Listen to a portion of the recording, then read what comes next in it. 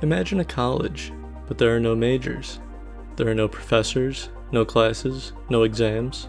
A student body of over 1 billion, and your tuition is $0.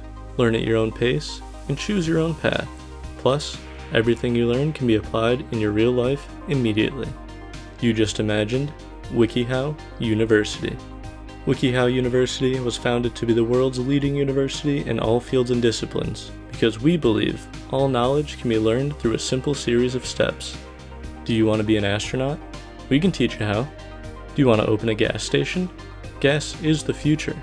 Maybe you're not sure what you want to do with your life. We can help with that too. But wikiHow University isn't only for people looking to start a career. You can also learn a new skill or hobby, like how to make moonshine. Or maybe you want to learn French. Why not learn it one word at a time? Want to learn how to treat SARS? That should probably be left to a medical professional. Psych! We can teach you that too. The potential for you at wikiHow University is truly limitless. Tired of making too many pancakes? We've been there before. Want to buy a camel? Of course you do. Who wouldn't? Want to perform an autopsy on a human? We won't ask why. Want to know if someone is bisexual? Doesn't sound like it's any of your business, but yeah, we'll teach you anyway. Want to dominate a capuchin monkey? What instructions could this article possibly contain? I hope you can now see the endless potential of what wikiHow University can offer you, and we encourage you to enroll now.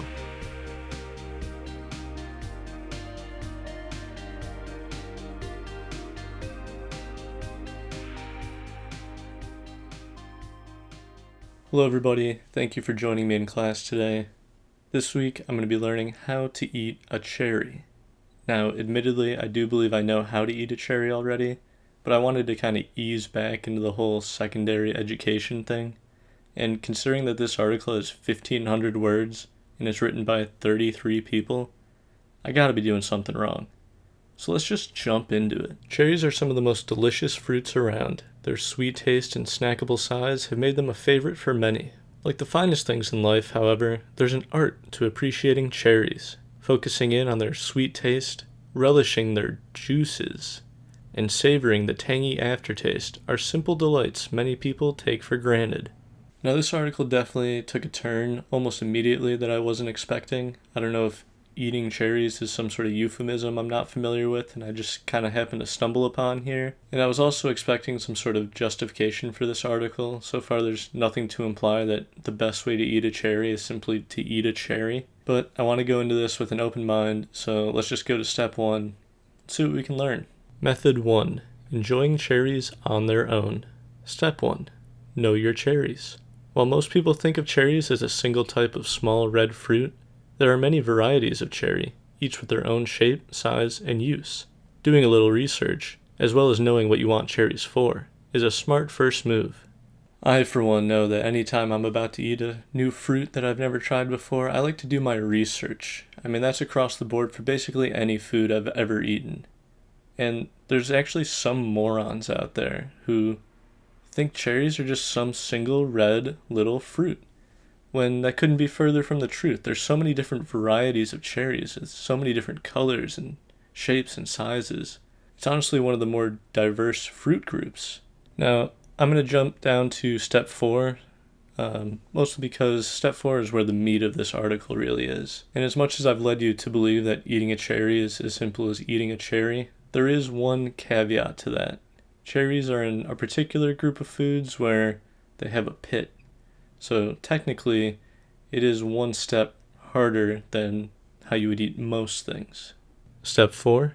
Pit your cherries. The most complex and unique aspect of eating cherries is the pitting process. Yes, the most complex and unique aspects of a cherry is the pit. I'll give you unique. There aren't too many different fruits that include a pit, but complex, that's a stretch. While removing the pit from a cherry isn't necessary, leaving them in means you'll have to spit the pit out afterward, as eating them is mildly toxic. So far we've described the pitting process as being unique, complex, and unnecessary. It's easy to eat around the pits of fruit, like peaches. Well, apparently not, since there's an article about that too. But a cherry is so small that it should be removed manually. There are several ways to do this, and it's recommended you try out most of them to see which one suits you best. Well, I'm all about hands-on learning, so let's figure out which pitting process best suits me. Welcome to the wikiHow University Test Kitchen. And no, this is definitely not a day after I recorded the rest of this video, and I'm definitely not wearing the same shirt that I wore yesterday, and I definitely didn't not shower before recording this. The goal here is to figure out which of the 4 different pitting methods that this article offers best suits me. So let's start with the first one.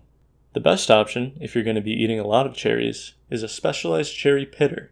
These simple contraptions are usually reasonably priced, and can make the pitting process several times faster than they would be if you're doing them by hand.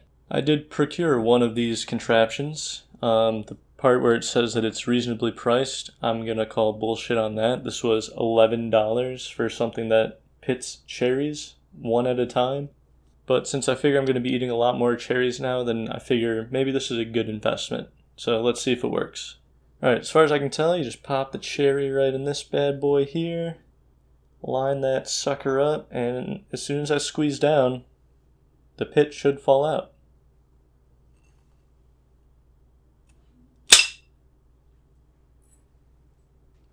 Just like that, we got a pit. Now, I'm not gonna lie to you, that was incredibly satisfying. I don't know if it was the fact that the pit shot out like a bullet, or because of the red gooey cherry insides, it made it look like a blood spatter. Like there's an entry wound and an exit wound in this cherry, and there's literal blood splatter all over this plastic case and all over the bowl. It was pretty sweet.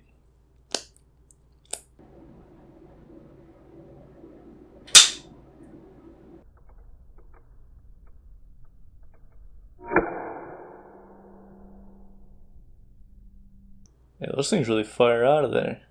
Now, I'll be honest, I'll be surprised if any of these other methods are anywhere near as cool as this one was, but for the sake of learning, we should still test them out. Let's go on to method 2. If you're not interested in picking up a pitter, which I would highly recommend, you can get a steady momentum going by using a chopstick and a glass bottle. Place the cherry on top of the bottle with the stem on top, and push the chopstick through the cherry. The pit should fall through into the bottle, eliminating any cleanup from other methods. So I did find a chopstick and a bottle, and I imagine it's going to work similarly to the pitter. It just probably won't shoot out at quite the velocity. But let's test it out, see what happens. Got the cherry on top of the bottle, stem up top, got my chopstick, and let's just get that steady momentum going.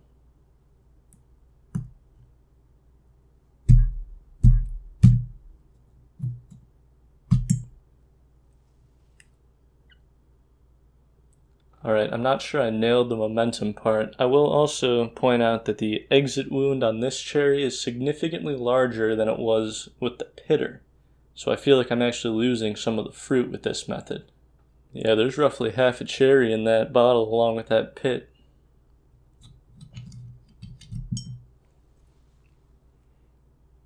So I will admit that this cleanup seems to be lesser, but I do seem to be losing more of the fruit in the pitting process. I'm still kind of leaning towards the pitter myself.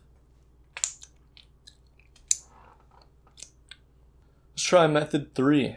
If you're looking for an easy, basic solution to pitting, take a knife and cut around the edge of the stem. Once you've cut around, you can pull the pit out.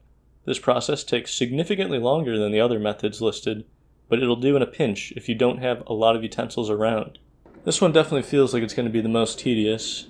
And at this point, I can't imagine that this is any more efficient than just simply eating the cherry and spitting the pit out. I guess if you're cooking with them, then that's not an option.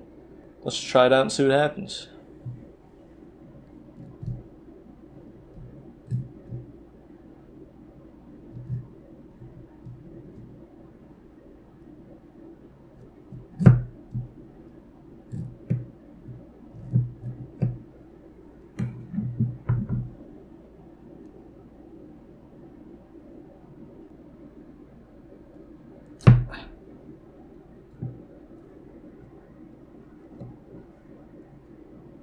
Well, that took a lot longer. Now, efficient-wise, this is easily the worst method, but as far as getting the pit out and leaving as much of the fruit intact as possible, it did better than I expected. I imagine my patience would run out pretty quickly, though, after about the 3rd cherry, and then I would just be cutting cherries in half and ripping the pits out. Alright, we've got 3 down, 1 to go. Let's see what method 4 is. If you're wanting to circumvent the pitting process altogether, you can always purchase a pack of pitted cherries. Well, yeah, why wouldn't I just do that? Now that we've got our pitting method down, we really need to consider where we're going to eat our cherries. Step 5. Find somewhere quiet and relaxing to enjoy your cherries. Arguably the most overlooked part of the way someone eats is where they are eating. Trying to eat somewhere busy and crowded isn't going to lend itself to a memorable snacking experience. Find something where you don't have to worry about anything distracting you from your cherries. At this point, I have to believe that eating cherries is code for something that has nothing to do with eating the fruit itself, because you shouldn't need a dedicated room in your house to eat a D-tier fruit. Step 6. Savor the cherry. It goes without saying that the most important part of enjoying cherries is eating them. Actually, I wasn't quite sure we'd ever get to that part, honestly. I mean, we've already gone through 5 steps of foreplay at this point. The key here is to draw out the experience of eating it. Let the cherry sit on your tongue and let yourself focus on the taste as you bit down into it. Close your eyes and let your taste buds appreciate each cherry for all they're worth. This article has an entire second part, which is all dedicated to using cherries in various recipes. And the only thing I really want to highlight from this is a picture of a salad that one of the 33 authors of this article thought would help make a case for why cherries are a good addition to a salad. It's quite honestly one of the saddest images I've ever seen in my entire life. Now, if you're new to wikiHow University, you might not be familiar with the community Q&A section. This is where former students will leave questions that they still have after having read the article themselves. Now, considering this is a pretty basic topic and an unnecessarily comprehensive article, I can't imagine that there's too many lingering questions, but I think we should check it out anyway. Are cherries healthy for you? I mean, come on, dude, that was the second sentence in this article. Thankfully, it looks like one of the TAs took this one. Yes, cherries are healthy. And then they go on to list even more health benefits. Can I keep cherries for a while? I mean, that's pretty ambiguous, but yeah, here's another article for you. Hopefully that one helps you out. Can I eat the seed of the cherry? Alright, clearly this student didn't even do the reading. I mean, if he had, then what part of mildly toxic did he not understand? No, the pits cannot be digested. Pit them or spit them out. If you walk away from this video learning anything, I hope it's pit 'em or spit 'em. Are sweet cherry stems good to eat? Why can't people just eat the fruit part? There's parts of fruits that you can't eat. No, you just eat the fruit, not the stem. One person didn't find that helpful. How can I begin to like cherries if I don't like them? So clearly this article worked on this guy. He doesn't even like cherries, and yet he wants to savor those juices. Begin to eat foods that you somewhat like that are related in taste to cherry. Or have just a bit of cherry mixed into something else, like a berry pie or cherry bits in a salad. I found that this method works best if you eat out of a dog bowl and have no autonomy over the foods you get to eat, and you're a dog. I think that's going to do it for today's lesson. I think I'm running out of sunlight anyway. But I am going to leave you with just one warning. Cherries are known to potentially cause bad diarrhea if you eat enough of them, so make sure you stay close to a toilet if you're planning on eating a lot of them.